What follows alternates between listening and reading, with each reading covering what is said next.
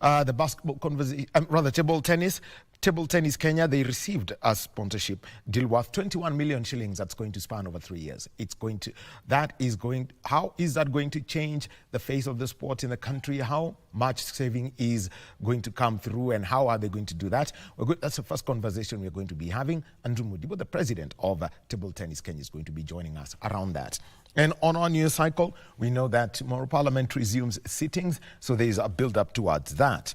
And right within the Kenya Broadcasting Corporation, we have got 13 radio services, no less than 13 radio services. And this week, we are going to be celebrating the World Radio Day on the 13th of February. But the celebrations are going to run all week, starting today. So at the KBC Gardens, there's a space within that is where the celebrations are going to start today. So that's part of what we're doing within the Kenya Broadcasting Corporation. Also, there is a prayer service for the Right Honorable Raila Odinga, and this has been organized by the Orange Democratic Movement at the Bomas of Kenya. And this is as travels to Addis Ababa, where the are going to be the elections for the African Union Commission chairmanship. So that's part of what we're looking at.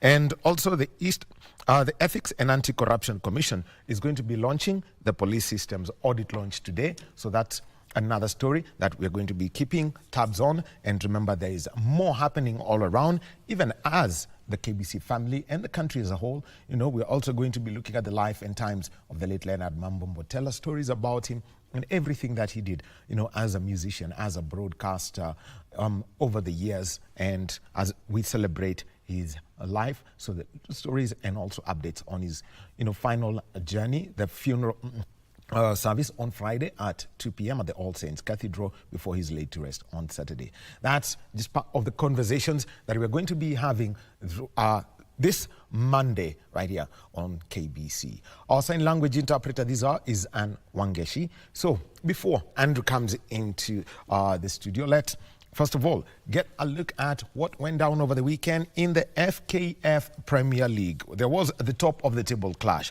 This was Tusker FC against Police. It ended in a stalemate, 0-0. Here are the highlights. Kirona Sichenje Bebeto katikati. Meteleza Kele Kunji Matata. Napigwa outfoot imekasi Ololo. Pembeni kwake Steven Bwire Mbulere. Mbulere sasa Bwire! Mekula nguzo! Steven Bwire Mbulere. Ilikuwa ameanza mapema kabisa. William Muluya amenyanyuka hau. Vipi ameipiga nje. Nafasi hizi ni adimu kuzipata. Nakwenda kusomeana. Ilipigwa pap. Wamelala sana mabeki wawili. Gideon Were katafutwa kabisa. Steven Bwire akawa anamsindikisha mchezaji Lewis Bandi, ila Opia ametokea na akajaribu kubana kabisa, kitu ambacho kimemfanya mpira kiungo hicho cha kati. Idi ameguza pona pili kwa Leon Levitt. Nafasi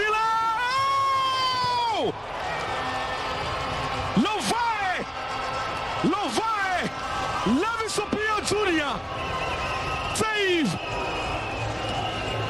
kumeletwa ndani.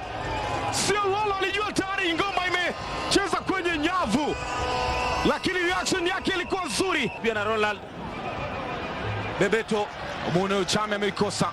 Sasa nao Andreas Mali amepigwa kutafutwa Alu Salum Omar.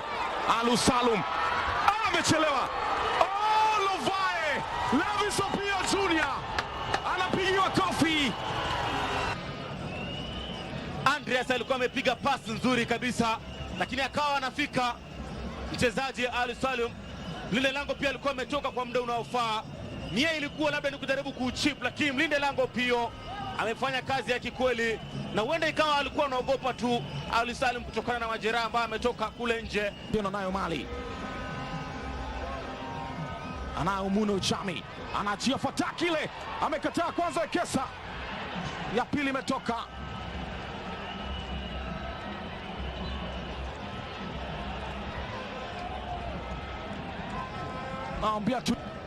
Anazidi kufanya ile kazi kabisa Wekesa, kwa ameachiliwa fataki nzito. Nusura tu akaitema Victor Muno Chami yule. Ameachilia zito ile. Mhadhiri wa hisabati hajawahi kukosea. Peter Waweru Kamaku David Kalama.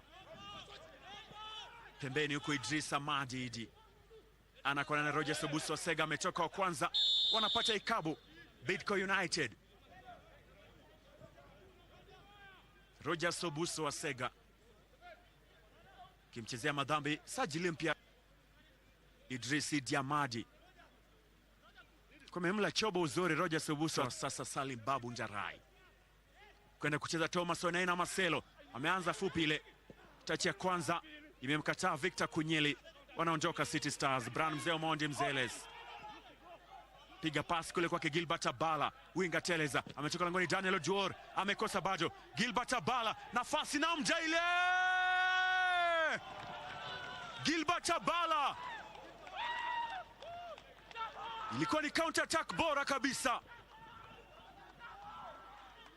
Akifungua account yake bamdogo huyu Gilbert Abala. Simba wa Nairobi. Pasi yake Bran Mzee Omondi Mzeles ikamkuta, akatumia kasi yake kwa ubora. Gilbert Abala alikuwa ameachiwa kipa Daniel Ojuor, akashinda kuondoa. Lango likabaki wazi kabisa, kaishia tu kupasia nyavuni kule. Gilbert Abala ambaye amepata goli lake la kwanza alishinda kuklia Daniel Ojuor, nyavu zile zikabaki wazi kabisa, na wanapata goli la kwanza. Na wamejibiwa naye Gilbert Abala kama Ronaldo, akaenda juu. Henry Onyango anza na Jacob Onyango Yobo pembeni kule. Idris Idiamadi, wapo wengi nyuma kipindi cha pili. Idris Amadi mimina ndani, ameshinda mpira wa kwanza bado. Victor Kunyeli, siku ya kwanza kazini, mechi yake ya kwanza ndani ya ligi kuu nchini Kenya. Bamdogo Victor Kunyeli amekuwa na siku bora kazini leo, siku yako ya kwanza tu hivi na unapata goli. Alicheza kichwa Henry Onyango, aliweka onside wote wawili. Kijana yule Edwin Angaba Buliba akaweza kujaza kitu kambani kule. Victor Kunyeli melipa imani ya kocha Anti.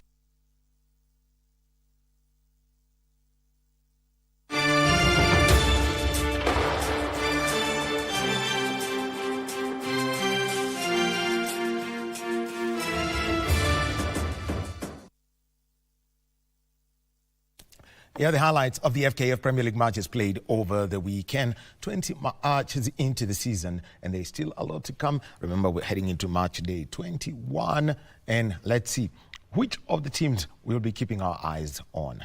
Time for us to get into our first conversation, and this is about the Kenya Table Tennis Association sponsorship that they've received, and also the activities that they're going to have for the year 2025. It's a sporting year. Everyone's got their eyes on something, but for every federation, their eyes all around the Youth Olympics, Dakar 2026. So it's a 1 year of build-up that's going to be happening. And in studio to talk about this, and also in the backdrop of a sponsorship for 21 million shillings for over 3 years to do with equipment, is the president of the Kenya Table Tennis Association, Andrew Mudibo. Andrew, welcome. Yeah, thank you. Thank you. Well, let me just take a look at this. And this is a story that, came out last week. And just over a week ago, you signed with the Kenya Table Tennis Association, signed with TAG, and this was to get equipment that will support the sport. We're talking about tables, branded attire, the bats, the balls.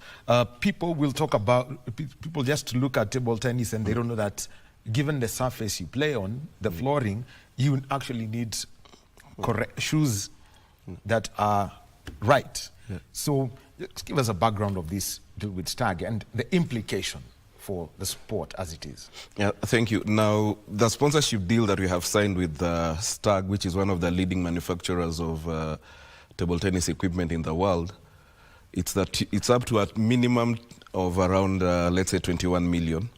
It can even go higher. We can spend even up to 50 million. Now, what that entails is that they will be giving us, annually they'll be giving us equipment in terms of playing competition kit, rackets, balls, tables, anything that touches on table tennis. You know that table tennis is it's an expensive sport. I know when we started, when we tried to first bring table tennis down to the grassroots, we looked at it in terms of coming down to maybe the poorer areas. But the fact remains, and the real thing that we all need to realize is that in sports, there are sports that are made for the rich, and there are sports that are made for the poor. There are certain sports which you can never take to the poor areas because of the cost implications. Now, it is out of that we have decided with STAG that why not get into a partnership in terms of them coming on board as sponsors so that they can be able to give this equipment. Now, this equipment will now go a long way in terms of setting up satellite training centers. We've had St. Teresa's Table Tennis Club being there over the past couple of years, and it has worked. So it is a matter of just pushing down those equipment there. Now, as we move on, we believe if a player gets the best equipment that the international players are also getting, they now stand a chance. Now, what that means is that, yes, we have done, let's say, 21 million. There's a balance that needs to be done. That is just equipment that has been sorted out. We still need to sort out in terms of sponsorship, the traveling of these players. Table tennis, and just like lawn tennis, you have seen Angela Oktoi. She travels from country to country, circuit to circuit, collecting points. It's the same also with table tennis. I know many times people ask, why is Kenya not ranked internationally? Why is Brian Mutua not ranked in the highest? Brian will never be ranked in the highest level if he does not participate in many events internationally. And these events are there regularly, they're there monthly, they're there weekly. So it is us to make sure that they're able to go around to these events. And that is where we are looking at in terms of the next phase of our sponsorship. Because I'll be coming back to that, to the higher level. But the implication now, let's just historically look at table tennis. It's around schools, or if there is a community center, it's always been, you'll find an ordinary ping pong table that may have been there. You'd see that, for example, how would I describe it? Somewhere around the verandas of in the schools, it would be outdoor somewhere around the dining hall, the social hall. You would also have, or people, or you find that in the estates, there somebody who's decided, let me have a ping pong table, and people can do that. How different is this equipment that we see every day in our schools, community centers, and what you're getting from STAG? Well, what you're getting from STAG is the high-end equipment. It's the best equipment that you're getting. What we've been seeing in schools, I will say that is more like a hobby. When I started playing table tennis, I started playing it on our family's dining table. In fact, my mom was upset when she's setting up for dinner, you're playing table tennis. So it is the same. So we can't say that it is bad, it is not bad, it is good for us. The only thing that we need to realize and maybe capture is that the advantage that we have, many people play table tennis. Yes. Many of them play everywhere. And that is why a few years back we started a project called Tucheze Table, which we wanted to involve everybody in families to come and play table tennis. Now what is remaining is how do we convert the player who plays in a hobby way to be able to play now in a competitive way, to become a competitive player. And that is why, as late as 3 weeks ago, we had an international coaching course, which was level 1, where we brought in a coach who would be able to coach coaches for them to be able to coach and convert these hobby players into serious players. So we picked majority from schools and also from around the country. And we believe as we go stage by stage, with sponsorship now coming in and sponsorship now starting to flow into table tennis, I believe then table tennis will be more stable in terms of it being ranked internationally, and not just internationally, also here locally in Kenya. Okay. So, and it's this coaching and taking it down, because you say get them young, especially the high. The schools system is what has been the pipeline for a lot of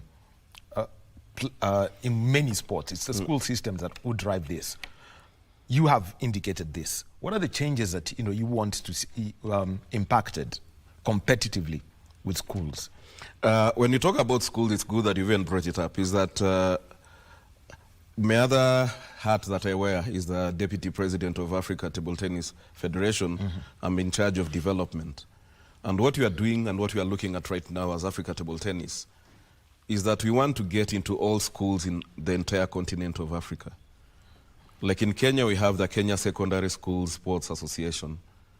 So we are looking at joining all schools sports associations within Africa for us to be able to run a table tennis project within the schools. So we believe that if we run through the schools, that is where the talent is easy to be picked and also to be nurtured. And that is why you see, like when we did the training course, we concentrated more or less with the teachers, because teachers, majority of them stay in that same station for many years. They never leave. It's true. But they are the best teachers, they're the best coaches for us in terms of them being the first contact point for players. And then from there, we can always come in and build up from there. Now, the other thing is, I know about, I think a couple of years ago, you said that even as you build up to any national event, you always want it to be played at the local level, scale it up from, the county level, move up, to a regional level before you now have a national championship. How has been the response in the grassroots areas in the country? Problem has always been issues of equipment. That's number one. Then number two, if people find that support is not there, that maybe you are not going to play, you find people also shy away from the sport. Then number three, which we also need to realize and we agree, it's a fact of life, is that it is not just table tennis. The other sports that people compete with. Like in January, at the beginning of January, we had a conference in Stockholm, in Sweden. It was about esports. Now, nowadays, many of these young ones are using esports, not the mainstream sports. So what we are looking at also is how do we use, for example, esport to be able to build up table tennis. So that is one area which we want to look at, whereby if, for example, we are having an event and we bring in the esport games to be played there, will we be able to bring in more players to come in and play the young ones? Will we be able to get them to be interested? Because not many of them, if you give, for example, I tell your son or daughter, what would you like, to play this table tennis or to play the computer games? 90% they will say they want the computer games. So that is, again, it's an area of disadvantage that we have to work with, but we need to turn it around so that it is also an advantage. It is something that we can now build upon to make the game to be more popular. Well, very interesting. I think over the weekend I had a conversation with the people around esports, and even mobile is a very big thing.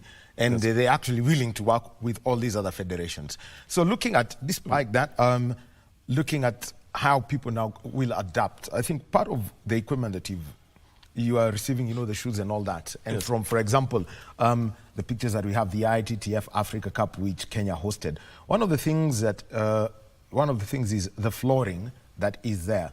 And just, just give us an idea into context as to how it's, the kind of, normally would play on concrete here, training, everything, the floors are concrete.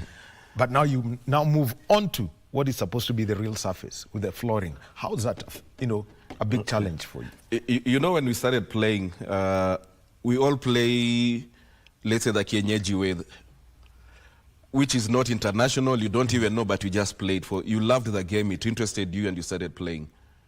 But along the way, you find players started picking up injuries that would have been avoided. And that is why nowadays, in table tennis, you cannot play on a concrete floor. It has to be rubber flooring that is brought in and put in. Now, the carpet floor that, for example, we put in Kasarani during the different events that we've hosted in the past, it cost a lot of money. Like what we had, that was around 8 million Kenya shillings just for the flooring alone. That's what I'm saying. There are sports that are expensive, and there are those that anybody can just play, which are cheap. Because that is now at the competition level, but up at the same as flow. But that's not what happens out. Yeah, because for us right now, the most important thing is the injury. The injuries that players pick up is what we need to also look at. So I know many people will say, like, for example, why is Kenya table tennis not being ranked internationally? But it is not just even about the ranking. There are different aspects that we need to look at. For us, we need to get a balance. The balance between the national team, balance between the normal hobby player, balance between a player who just wants to play it for fun. So all that we have to make sure that it is rolled into one, and we're able to try and satisfy as many as we can within the different segments that are there. So, and this is now, let me come to the competition level, and so that people understand, number one, when, for example, if the ITTF were to come and say, let's get a ranking event here, I know one of the things they're going to look at is where the standard playing surface is what they would look at. Just give us a whole breakdown of that. If they were to have an event here, one is you have the minimum requirements that are there for a specific venue in terms of size of the venue, the lighting condition, they're there in terms of how many lux, so that cameras can also be able to record. And then the infrastructure around it is just the same way as you are doing CHAN and also CAF, AFCON and all that. Yeah. 2,000 lux for HD. That's a lot. That's a lot of lighting. Yeah. So for table tennis is also the same. There are certain things that need to be looked at. Now, many people forget that when you talk about infrastructure, it's not just the playing venue itself. Infrastructure is also outside in terms of the road network, security, hotel accommodation. How is your transport system? How does it work? All that has to be put in place. So hosting an event is not just when you get into the venue and people start playing. There's a lot that happens outside it, including the manpower that will go around it. So all that builds up to you having an event here that can be hosted here. Well, it's very interesting because we've hosted 2018, I think, and 2022. We hosted in 2018 and 2023. And 2023, yes. So let's talk about this and that, so that people really understand. Yes. So that at times when they see an event, the ITTF Africa Cup, you only have about 16 players or maybe the doubles teams. Just tell us, what anyone. Yes. What the number of boxes you ticked, because it may sound repetitive, but just to have this right and ensure that even the officials from ITTF Africa and from the global body come and they're inspecting, they know that this is right. When you host an event, for example, like what we had in the ITTF Africa Cup, now being played here, that event in the entire world. Yes. The event that we held in 2018, I think we got coverage was close to around, we got around 40 million viewers that Kenya was able to broadcast to the entire world. It was 40 million. In fact, that event was voted the best organized event in the world for that year. Congratulations. So there's a lot. So it's not a matter of you just seeing maybe even an empty stadium. Yes, the stadium might be empty. There are ways of covering and not showing the emptiness. But what is important, as you know, Wahome, when you talk about TV rights, people buy and pay for TV. Yes. So that they can be able to sell it to other areas, and they get markets or maybe sponsors around that segment. And that is what is there. Like when we hosted different events which we've been having, we've been trying to get sponsors also to come on board and maybe advertise when the event is being televised. So it is a whole lot of thing that is there. You've got the support system around it. For example, you have doctors. This is what you're putting out, because this is a conversation people are picking up, is that the primary audience for this global event is not the person in the stadium, it's is those who are watching on TV. Yes, because those who can be able to make it, it is a good experience. It's a live experience you're getting. I can see you have some basketball players here. Yes. For me, it would be more exciting for me to sit next to the basketball being played, or even rugby. The atmosphere within the stadium and atmosphere at home on TV is completely different. Yes. So, but what counts? What counts is the TV. And that is why sports nowadays is commercial. So the biggest revenue stream is that. Now the support network that you always put out there, you can just take us through that. The support network, let's say, number one, you'll have to work with government. I know many times people try to say government is interfering. Government does not interfere. Government are our biggest partners in sports development. Without them, you can't get players into the country. Like when you are hosting, first thing we did is to engage with the Ministry of Sports. Through them, the government brought in now on board the immigration, because you have players who are coming from different countries. They need to get visas. Some of them may be free. Then you also need to know there are certain issues that are there. Maybe governments are having fights. Like we had an issue last year, whereby, for example, Ethiopia and Egypt, yes, were in conflict. But our best players are coming from Egypt. They had to get into Ethiopia. So how do you work it out? You needed the Ethiopian government to work out through the sports ministry to allow the Egyptian players to be there. Well, very interesting there, the government involvement. So it is the same also here. That's why the government must be involved. They need to give you guidance so that you know that the government is there. And apart from the sponsorship that government gave us, there are also elements of, many people don't know that when you are hosting an event, that also security agencies are also involved. The NSIS are involved. The police are involved. Then depending with the kind of setup you have, are you going to get NYS? Are you going to get the normal security company to be there? So there's a lot, 90% of what builds up to the event is not what you see. It is all done in the background. The events that we did, for example, in Kasarani, we had a workforce of around 150 people. Now, you ask me, if it is only 16 players, why do you need this workforce? That's about 10 people for every player. There's a question that was also asked, that why do we need to, if it is only 16, why do you need to, will you reduce the time of maybe the lights? If electricity for 1 hour is X amount, even if you're only one person in that hall, that electricity will still cost the same. Very true. So there are certain aspects that you cannot cut. You have a media team that has to be there. You have a social media team. You have the publicity team. So you've got different groups that will be working on their own. And all of them will be building up. So it is not just the playing bit of it. Yeah. Oh, well, so there you can see, and that is what is actually behind hosting an event and bringing up all of this equipment. And we can see that Kenya has taken one step towards that. We already know that the flooring is there, which means that if we are to do, even if it's a regional event, Kenya is now fully ready because you got the equipment with this. You know, the beauty of this contract is that before, when you were hosting, we relied on maybe the international body or Africa body to give us equipment. But now, us having our own equipment, we can now be able even to start hosting our own events, creating our own events. Like, for example, cricket. Cricket, you have the tours that are there. Yes. But you can create your 4-nation events, whereby you invite different countries to come in and help you build up your players. And this is what we'll be doing now as Kenya Table Tennis. What we are looking at is having now, we'll be able to start hosting maybe 4-nation tournaments, where we invite different countries to come and play here in Kenya, which in the long run, it will give our players the needed exposure that is required. Well, for the players, the needed exposure that's coming through, let's talk about the youngsters. Everyone's building up to the cast. Senegal will be hosting the Youth Olympics, the first time that an Olympic Games of any nature is going to be hosted on the African continent. So next year, that's a build-up to that.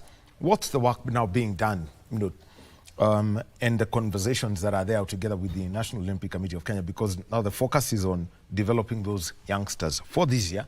Those who are about 15, 16, such that by 2026, we know that a formidable squad we can have a formidable squad, those who can qualify and compete. You know, the Youth Olympic Games will be next year. We know the next Olympic Games in America, 2028. 2028. Now, it doesn't mean that we start now to chase for preparation for next year's Youth Olympics. What we usually do is we start a long time. It is a continuous development pathway that we put our players. And that is what also the Olympic Committee has been doing here locally. We don't wait for the games to reach, then we start preparing teams. We start preparing them well in advance. We all know players go through a circle. You'll go through a circle as a junior player. Then you'll be pushed forward to being into the senior side. After the senior side, when your time is up, you'll be pushed on the side. You'll now decide which should be your next progress in terms of being a player. Yeah. If I've retired as a senior player, maybe this was my last time in the Olympics. What do I do after Olympics? I know I can't continue. Then I need to look for a different pathway. In short, for us, is that we have been building different pathways throughout. And that is why, even for us, even in Africa, is that the reason why we want to concentrate so much with the youth with the sports in schools, in terms of table tennis in all African schools, is because we know nurturing of talent starts at a very young age. Table tennis is like gymnastics. You cannot put a 48-year-old person or somebody who is 38 years and you believe that they'll be the best in the world. They'll never be the best. They'll be the best losers that you've ever produced. So for you to be able to put talent, it must start with the young ones, with the juniors. Whether they win or whether they do not win. It is just that you have to learn how do you progress them from being toddlers to starting to play, and how do you encourage them to move on to the next level. Now, the other thing is, our development collaborations. I know, for example, you mentioned Brian Mutua, who's currently the top Kenyan player. He received an Olympic Solidarity Scholarship and also he had an opportunity to train out in Denmark. These collaborations with some of the stronger nations, what's going on around the continent and the country at the moment? With that one, we still have the partnerships with France, Germany, Japan, and also Denmark. So that partnership is still there, but previously that partnership was more focused on the senior team. But what you want to do is want to push that partnership down to the junior players. Right now, our focus will be turning to 99% to be on the junior players, because it is those junior players who will be able to win. They'll be the ones who will be able to perform. You might be good, maybe you can be winning here in Kenya. Yeah. But our main target is not to see you winning here in Kenya. Our target is to see you winning outside Kenya. That is most important. So the partnerships that we have, those ones are still continuing. And like I had said, yes, we've done 21 million. Our target is to do 100 million by the end of this year. Because we've sorted out the equipment. We now need to sort out the playing side of it. Issues of air tickets, accommodation, all that. The government has played its part. It cannot do 100%. Because I believe right now in Kenya, there are over 100 sports federations that are registered. Now, you tell me at over 100 plus, how do you expect the government to fund each and every federation 100%? I know it's very difficult. And actually, the Act ties the government to national team, representative teams only, so to speak. Yes. But that is a discussion that has to take place. Like, we need to realize that government, even if the Act says that, we need to maybe relook at the Act itself. In my opinion, is that funding of sports bodies or federations has to be put in blocks. When I say blocks, is that if I'm funded by government for activities and my sport does not perform, then the following cycle, my money should be reduced. Okay. And if I do not perform again in the second cycle, then I need to be removed out of the funding. Now, what that means is that it will force us, even as federation heads, to make sure that our players win. Because unlike now, whether we win or you don't win, you are still funded by government. We'll still sleep on the doors of the ministry crying out for money. But it is wrong, because this money can be spread out well, because the development has to be seen. Development has to take place in the right way.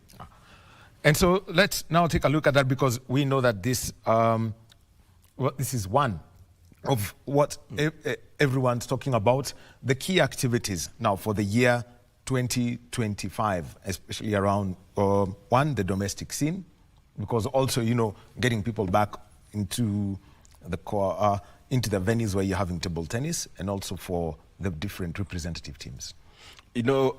For us as Kenya Table Tennis also, one of the main areas which we've had difficulties is that we do not have playing facilities.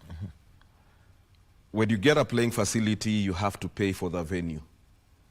Now that one also derails development of sport in table tennis.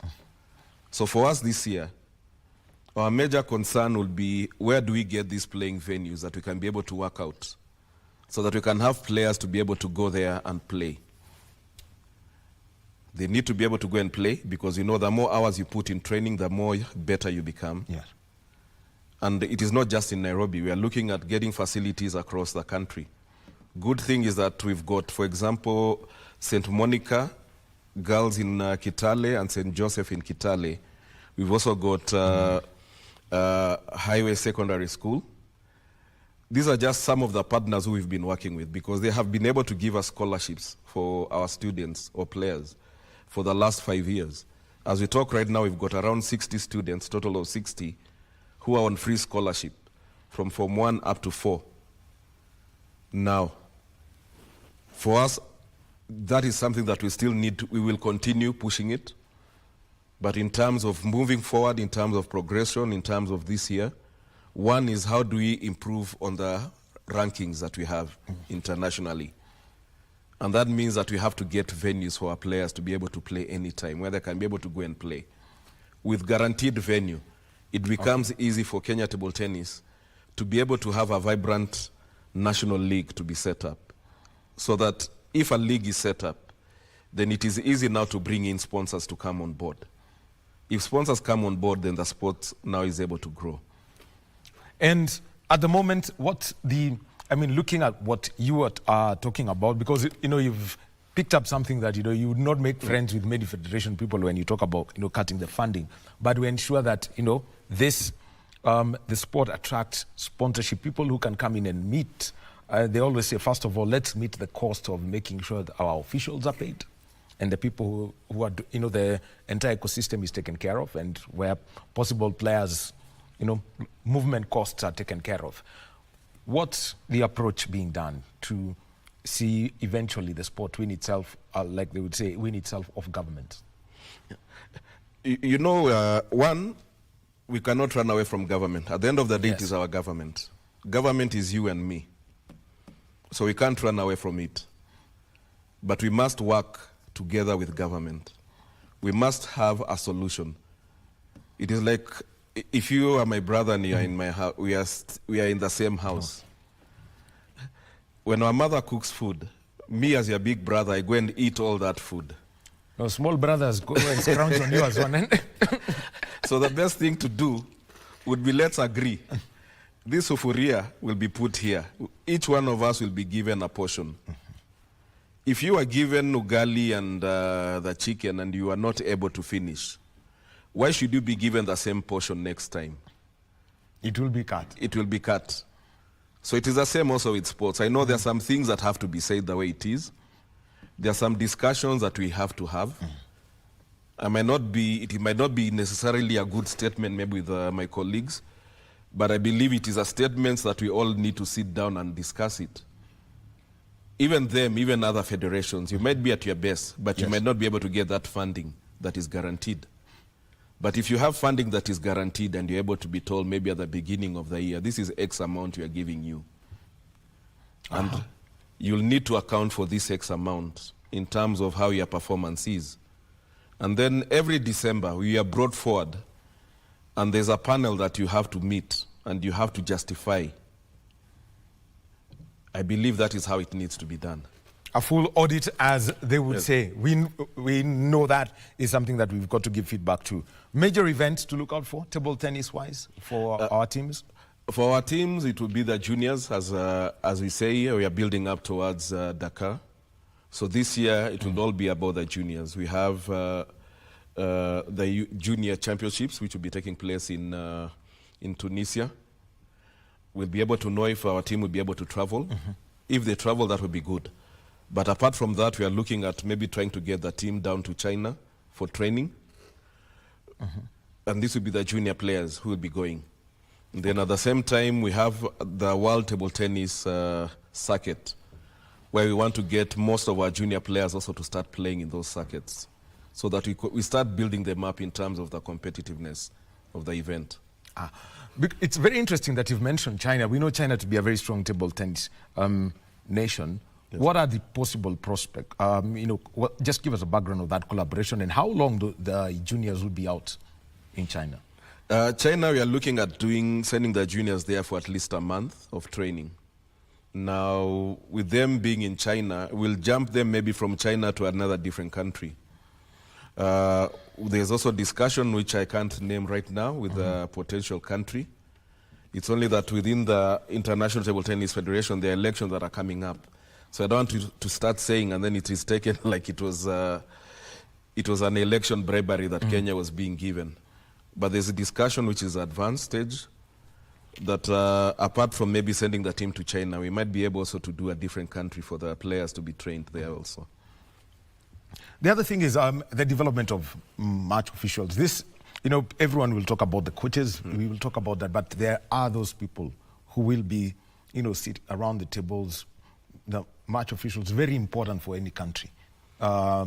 If you're going to be competing even at the highest level, what's being done around that? That one we've taken care of, like the course that we had 3 weeks ago. The trainer who came in, he came in and touched on the coaching side. He also touched on the match official aspect of it. Then at the same time, locally also we have a vibrant committee, for example, of referees that is being headed by James Sentau and Michael Mburu. They're the ones who have been also spearheading the development of match officials. And this one is done in phases, which is easy. In terms of organizing, that one is something that it has to be a hands-on. You can't just, you have to first start locally around the local events happening. All right, very, very well. Andrew, thank you very much. So if you're the next event, conversation that, everyone, if you were to invite somebody for a table tennis event, most probably, which date, where, so that we can, come watch and starting, all this new equipment that's coming from Stag. If I was to invite you for a table tennis event, Wahome, right now Kenya table tennis is hungry. It needs a sponsorship. It needs money. I might not be able to necessarily invite you for a table tennis event if we do not have a venue.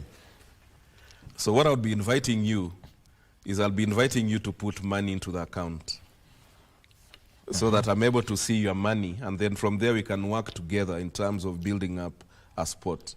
Most of the times people look at us as officials to build it up, but we cannot build it up on our own. We need the support and partnership of everyone so that we can move together.